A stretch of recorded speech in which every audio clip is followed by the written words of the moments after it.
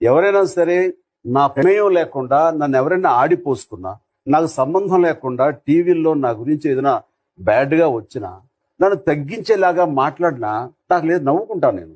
ఎందుకంటే అది నేను కాదు.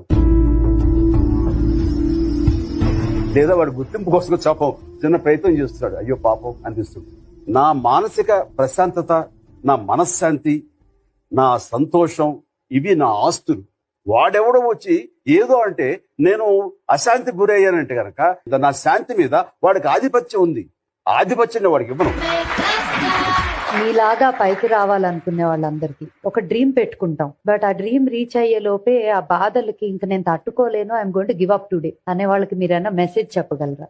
ఒక నున్నటి ధ్వజస్తంభం ఉందండి. చాలా కప్పలు వాటిని మీద ఎగబాకాలని చూస్తున్నాయి. అక్కడ ఏం జరుగుతుందిరా అని అడిగాడు. కప్పలన్నీ స్తంభం ఎక్కుతున్నాయి, నున్నగా ఉన్న స్తంభం, పైగా దాని మీద ఆయిల్ పూసారంట, అవి ఎక్కుతున్నాయి.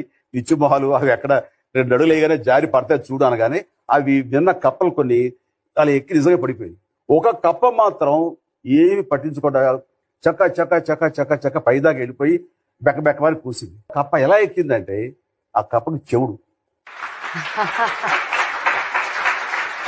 అలాగా చెవిటి కప్పల్లాగా తమ ధ్యేయం వైపు వెళ్లే ప్రతి ఒక్కళ్ళు సక్సెస్ఫుల్ పర్సన్స్ అవుతారు.